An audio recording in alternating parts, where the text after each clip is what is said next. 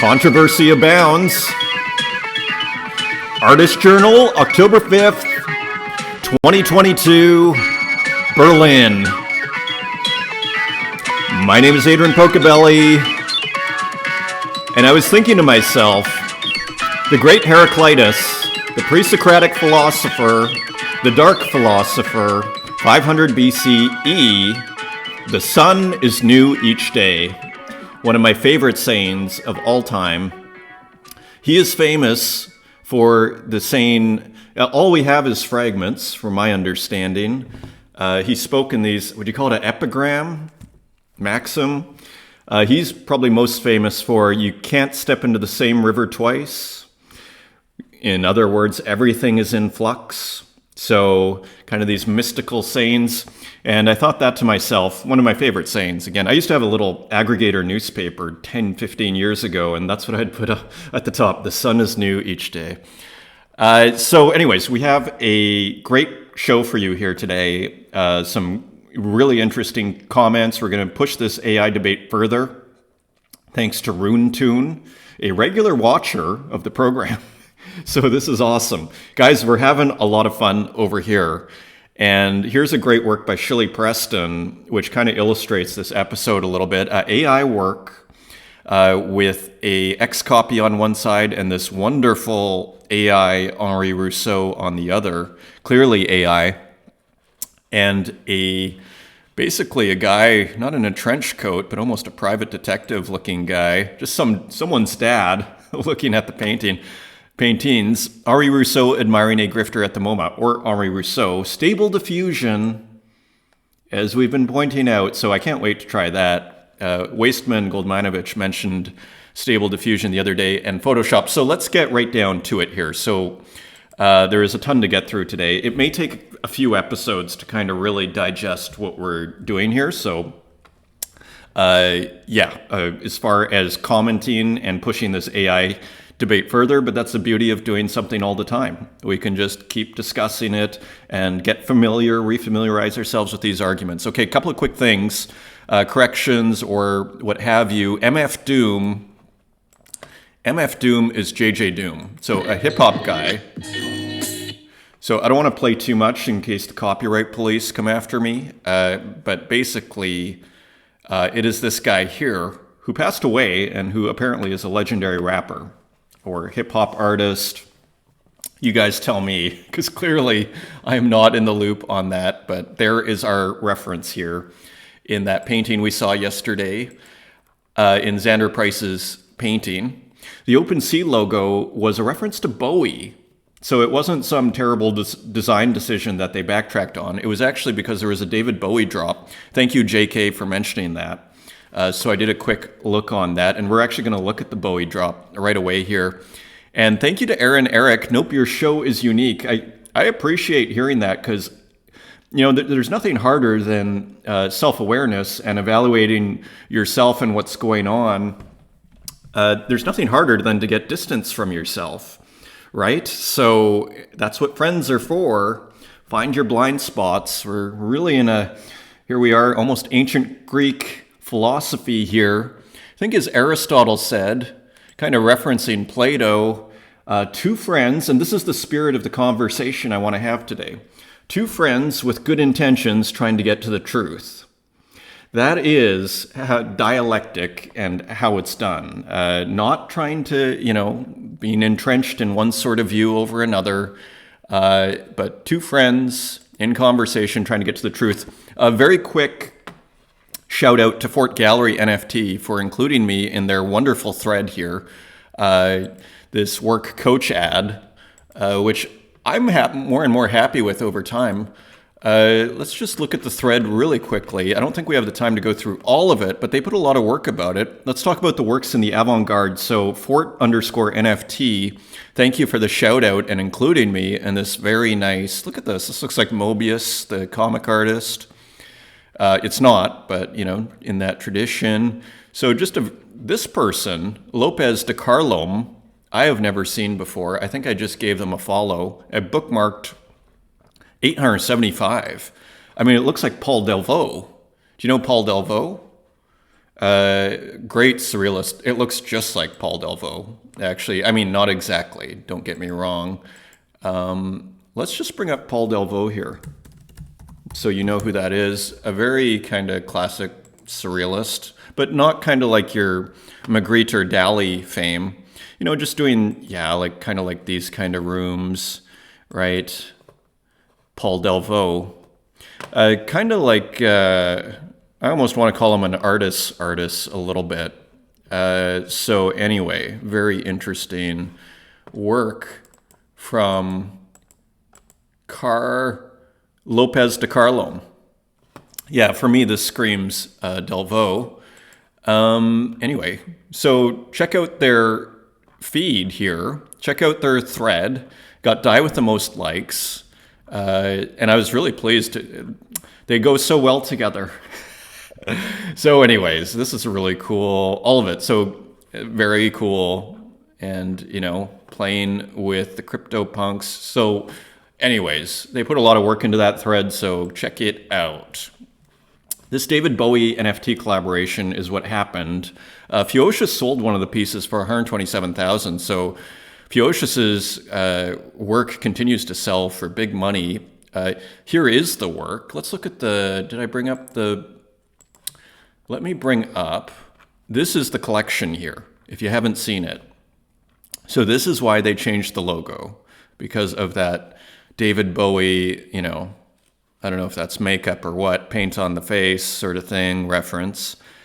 So these are going for big money. And they are not simply a cash grab. They are going to charity, CARE, which is David Bowie's charity. So here's the Bowie Fuocious. What's Bowie's wife's name again? I think it's a mom. Anyways, 100% of the profits go to the Bowie estate and will benefit CARE, for which Iman is its first ever global advocate.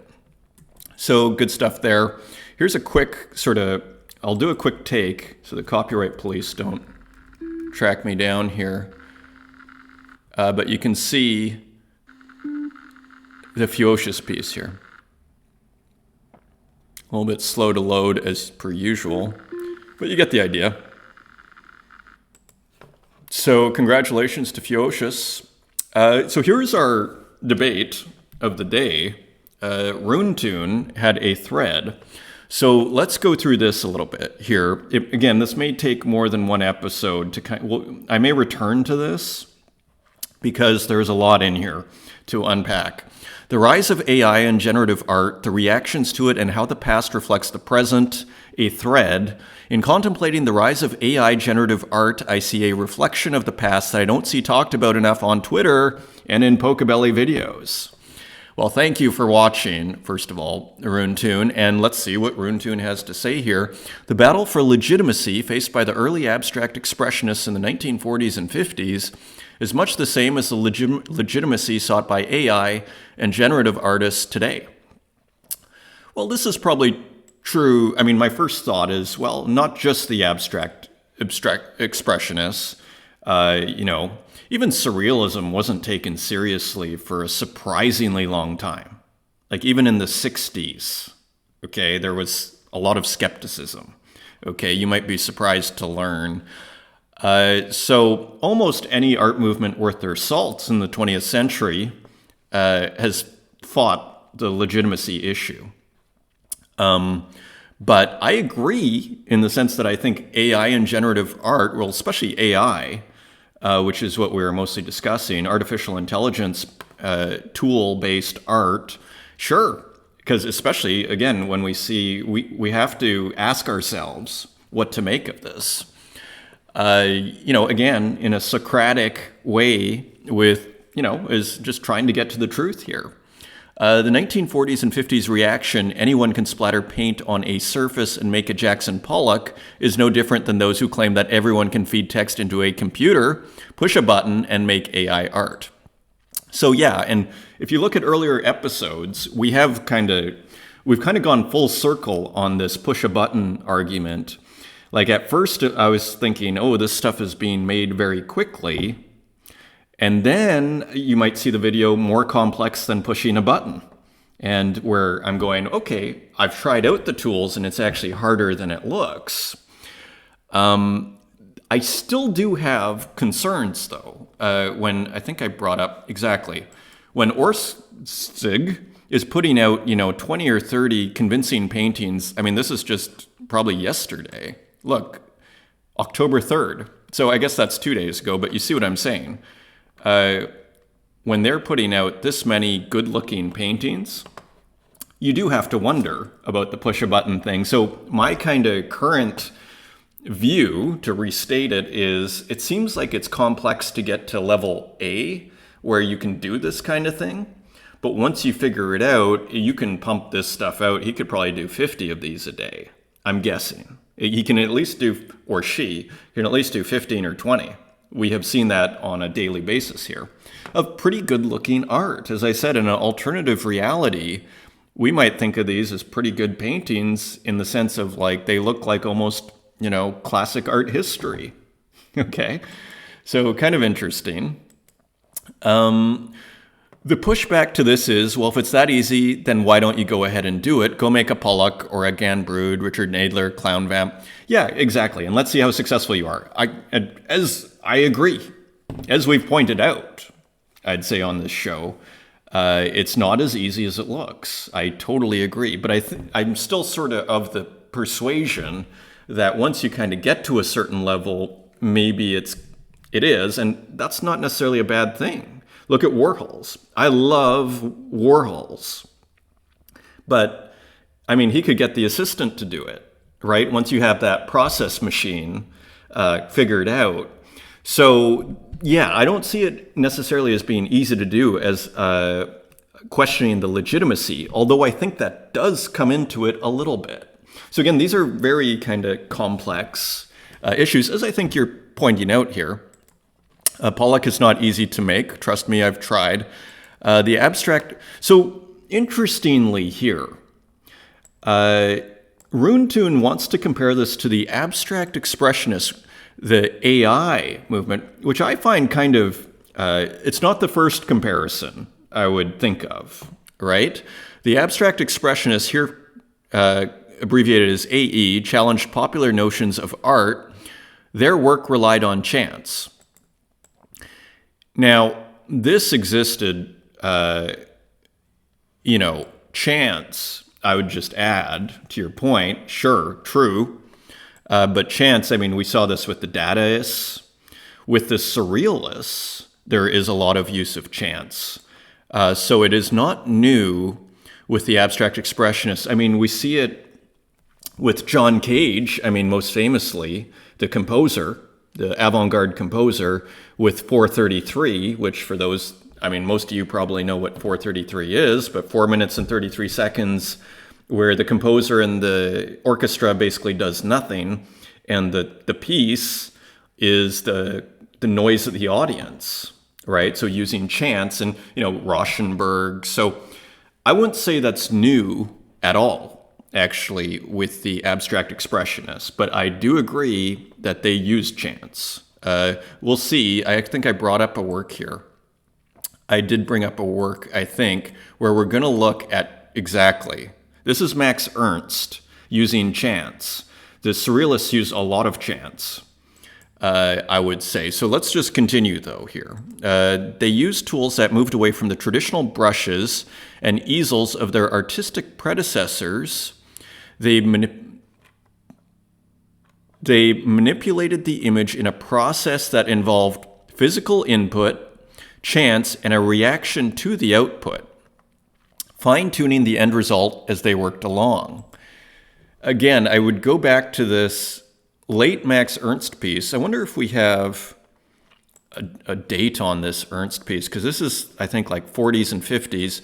This was a 1942. And what do you see here? It looks like a hole in the bottom of a paint jar with the paint leaking out, and then you kind of just, very influential on the abstract expressionists, is particularly Pollock.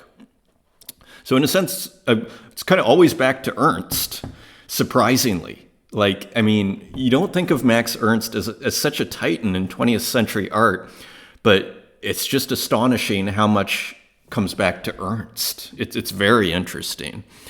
Let's continue. So in a similar way, AI artists rely on input, output, and chance as the abstract expressionists, according to Runetune. Abstract expressionism was a movement born of the circumstance of the times. I think we could say that for most art movements, but fair enough. True. There was a palpable political and psychological shift in the United States, and industry was rapidly advancing.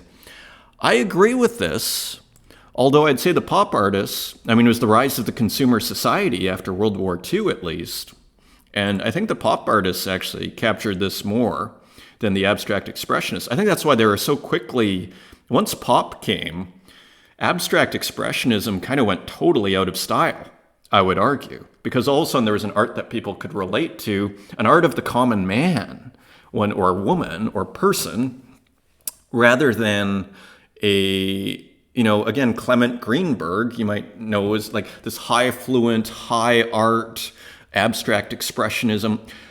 I would argue, and we're going to look at a little bit of abstract, maybe we should look at that now.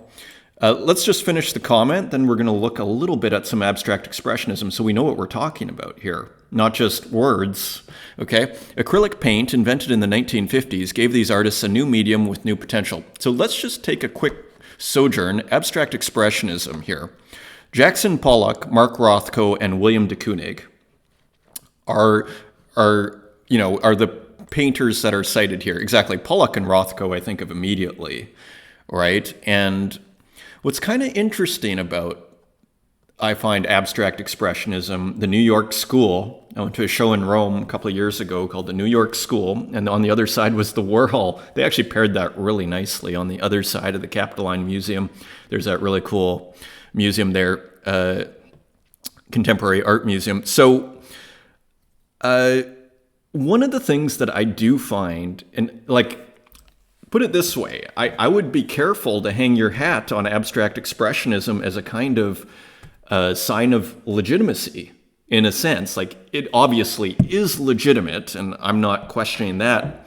But what I am saying, though, is from my experience, just personally, the works aren't holding up as well as you might think over time, or at least as I might have thought. I keep getting surprised at kind of over time, as I come back to Rothko's and Pollock's, I become less actually impressed over time, has been my experience with it. And it's not to take away. This one here is quite beautiful here, this black and white one. But I have to say, over time, and Clifford Still is another guy, over time, I've actually become less impressed with the abstract expressionists. And again, these pictures don't do them justice. And it's interesting what they're doing here. These are storyless images. It really is about the paint on the canvas and these kind of formal relationships between yellow and texture and the blue, purple here. So let's actually read very quickly what abstract expressionism is, according to Wikipedia. Is a post-World War II art movement in American painting developed in New York City in the 1940s. It was the first specifically American movement to achieve international influence and put New York at the center of the Western art world, a role formerly filled by Paris. And finally, although the term abstract expressionism, okay, so they're saying the source, some art critic, Robert Coates, invented it. Now, this is also very interesting. I saw this and technically, an important predecessor is Surrealism, with its emphasis on spontaneous, automatic, or subconscious creation. Jackson Pollock's stripping paintings onto a canvas laid on the floor is a technique that has its roots in the work of André Masson, Surrealist, Max Ernst, and David Alfaro Siqueiros. And again, we see that in this Ernst work here, semi-famous, 1942, right? So just to kind of set the table here a little bit on what we're talking about with abstract expressionism, I believe we looked at, Here are some abstract expressionist works. This is what Pollock was doing. Like, when was this? So Ernst was doing it before Pollock, interestingly, and they had a lot of the similar concerns. Like, you could argue surrealism was so important that it actually had two branches, which was abstract expressionism and pop, and I think you could make that argument because the roots of both, in my opinion, you can kind of trace back a lot of their roots in surrealism, as that Wikipedia article was mentioning. So we're not doing justice to this whole topic, but we're learning along the way here, and we have many episodes to go, hopefully, where we can continue this conversation. Let's finish Runetoon's point here, though, and there's not too much more. We're almost done. And in this time of rapidly advancing industry, a focal point for many was not only the efficiency of production and distribution made possible by new technology, but also the dissemination of ideas and information. Yeah, so again, we could be talking about, though, this could also apply to the Renaissance or with the printing press. This could apply to the internet in 1990. But giving the charity of interpretation, acrylic paint, new technology, dissemination and production and distribution of ideas and information. I'm not exactly sure how this relates exactly to abstract expressionism. Again, I think more pop, which is dealing with mass media and the consumer society. But interesting, let's continue here. Whereas the surrealists before them were concerned with tapping into the subconscious, the abstract expressionists were more concerned with their processes as a liberating means to exploration. Now, the surrealists, again, were totally concerned with liberation, sexual liberation, just the liberation of everything. Did I bring it up? I think I did a search. Again, this uses, let's not go too far here. Okay. Surrealism Liberation. I think I did a search on that earlier. And you see here in Artsy, Surrealism's goal was to liberate thought, language, and human experience from the oppressive boundaries of rationalism. Okay? So this is not unique, this liberation, to the abstract expressionists, I think we could say. I mean, the surrealists, I think they felt they were still dealing with this 19th century stuff. I mean, surrealism started when was the Surrealist Manifesto? I'm guessing the early 1920s. Let's quickly look up on this so we know what we're talking about here. Surrealist Manifesto, 1924. Okay? 1924. So here it is, published in October 1924. We're almost a century. It's 98 years. Okay, so continuing on, today's AI generative artists are no different. They seek the same creative liberty. I think AI goes beautifully with surrealism. It's again, surrealism being a natural predecessor to AI, without question. You could argue all AI works that we've seen, most of them, are somewhat surrealist in nature. Strange Thing, calling himself an AI surrealist. I think that's well put, smartly put. They seek the same creative liberty reliant on new technology in a process fixed between forethought and spontaneity, between control and the unexpected, with unprecedented levels of production and distribution. Yeah, I would say I agree with this. You don't know what's going to come out, right? As far as my understanding, you put in your prompt and you start getting images. You can upload images as well. Even then, you don't know what you're going to get out. So in a sense, maybe here's some new ground for us here.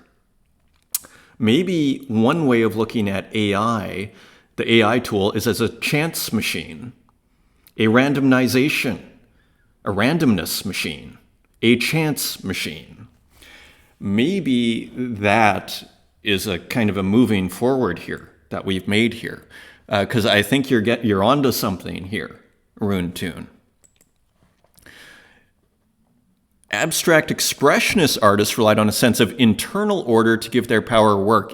Yeah, I'd say it's very formal, kind of stuffy, I'd even go so far as to say, you look at Clement Greenberg, who is the famous art critic, kind of the high priest of the abstract expressionists. It's kind of stuffy. That's why pop probably came, because it was just like, enough. We're seeing the same thing now, with contemporary art being pretty stuffy, and then you see NFT art, and we're all having fun over here and just enjoying our art. It's a little bit, art for the common person. Shapes, colors, and layers were not simply thrown together to look pretty. There was an internal order to these abstract elements that brought the viewer's emotion and subconscious into the art. Yeah, I mean, put it this way. I'm not so sure I'm convinced by the abstract expressionist project that much over time. Like, if their goal was pathos or some sort of emotional, sublime experience of sorts, which is almost a romantic notion, they're quite romantic, and in that respect, they're almost melodramatic. And you see it in their lives. I mean, Rothko committed suicide. Did Pollock? Or he drank himself to death. I'm not sure which. Also an untimely end from my understanding. So if I want pathos, I still look at Italian Renaissance painting and I go, that's, you look at Raphael, the deposition at the Borghese, at the, the Palazzo Borghese or whatever in Rome. Go check. You want to see that work? If you want pathos, this is, so I'm kind of back to this idea of, I wouldn't necessarily hang your hat too much on I wouldn't hang your hat too much on the Borghese, Palazzo Borghese or whatever. Like this, to see this in person, Raphael is magic, is real world magic. This is at Galleria Borghese in Rome. Like, it's worth the trip. And then go to the Barberini, Palazzo Barberini, to see another work, the Il Fonorina, and then go to the Vatican to see the Transfiguration, a late work, which is just a masterpiece. These are some of the greatest art experiences I've ever had. They're simply astonishing. So when I go back and then I see a Pollock, it actually, in my universe, and we're all just talking from our own viewpoint, or a Rothko, it doesn't measure up. It's nowhere close to the pathos, which is interesting. So, I think the comparison with abstract expressionism as a way of kind of legitimizing AI might work for the next 50 years. I'm not convinced in 300 years that we're still going to be seeing the abstract expressionists the way we do. I think we will still appreciate them and we still will recognize them.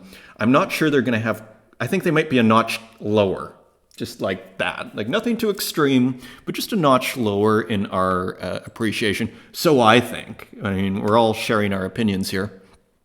And we're going to wrap this up really quickly here. In his work, Abstract Expressionism, scholar David Anfam writes, ideas of order dominated one standpoint, reflecting a brave new world where the machine, the city, and objects themselves were paramount.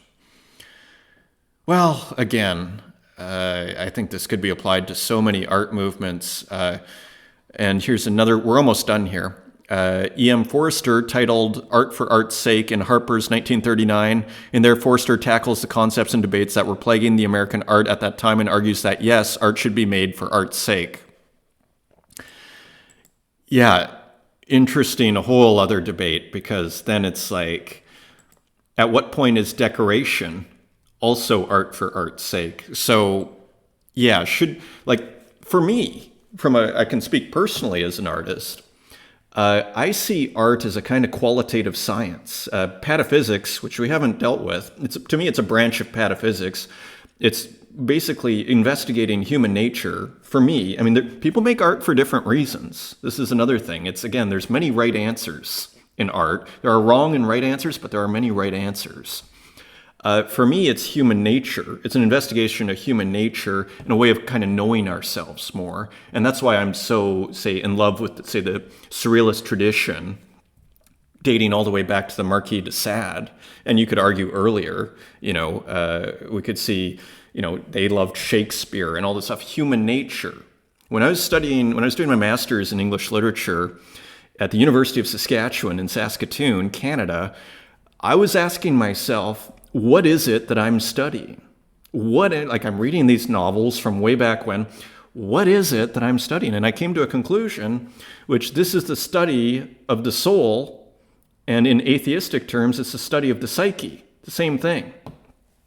It is a study of human nature, and that is often the works which we go back to and which stand the test of time. That's why Sad, even though they're kind of unreadable, most of those novels, they still matter because he's cataloging, he's transcribing our darkest obsessions, okay? And you look at Tom Jones by Henry Fielding, one of the first big important novels of the English language. We should bring up the introduction to Tom Jones when we have more time. He basically says this enormous novel is a banquet that we're going to have, and the feast and the food we're going to eat is human nature. That is the subject of our novel, is what Henry. So that's why I'm into it. But I'm not I think everybody should be able to. If people want to like art for art's sake, that's cool too. Depending, and what do we mean by that? So finally. There are the exact same tensions plaguing AI and generative art today, which we haven't even touched generative art, and we don't have time to today. Unprecedented productivity and distribution.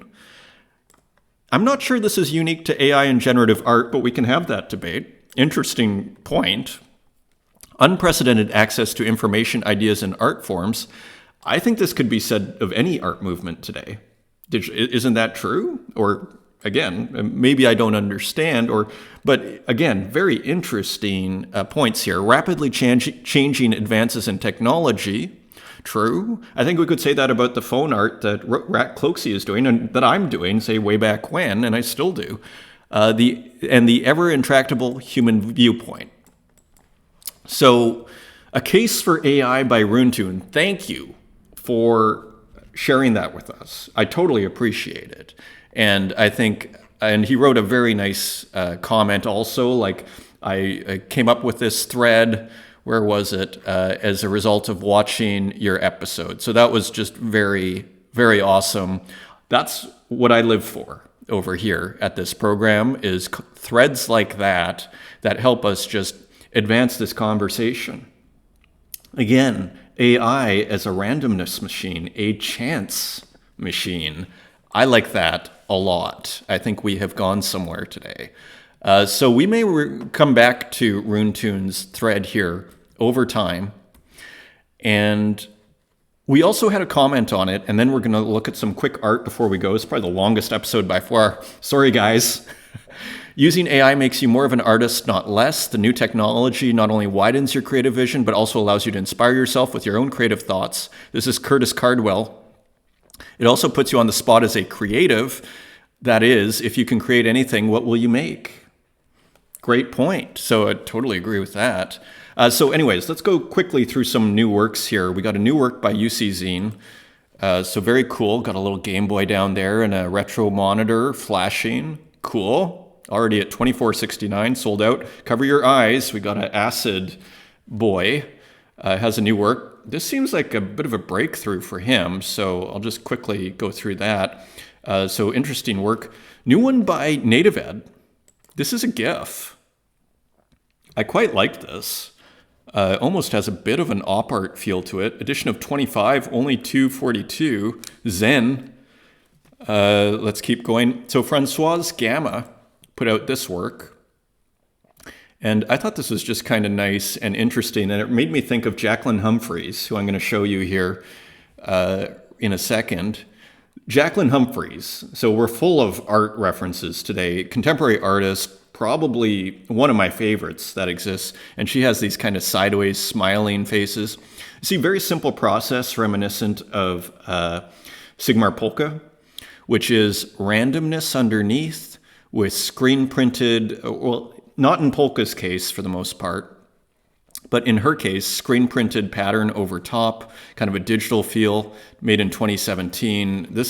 I love her work. There aren't many. Here's her and other works. So shout out to Jacqueline Humphries. I mean, just very simple. You know, you put randomness underneath. This is Pollock. Sorry, not Pollock. This is Polka.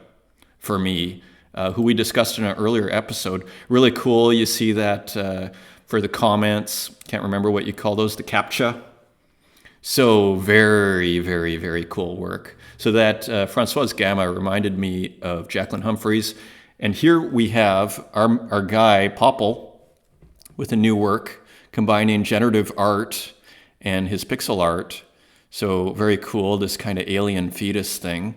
Again, kind of a sci-fi feel to it. Very cool, interesting colors. Look at how cool this is. Buy for 8 Tezos. I think that's still on primary. Yeah, you can still get it on primary if you run. Ed Marola, I thought I'd bring this up. He put this out and I was just thinking these are just like the colors. There's something about these colors that these artists are all over. What is this called? Rest. Exclusive airdrop to wallet holders and of 1 XTD fake Tego Dago money by day of this mint. Not exactly sure. And a new LB piece, What Goes Around, which just seemed to go with a lot of these works here. Again, a GIF, not a video. And finally, a new Bazaya work, one of one. You've got some mushrooms, Amanita muscaria coming out of the head. Botanic Trip, Floral Flow is a collection in which I try to connect traditional botanical art with a bit of my salsa. So very, very cool work from Bazaya. And there we have it. Thank you for joining us. Until next time, take care.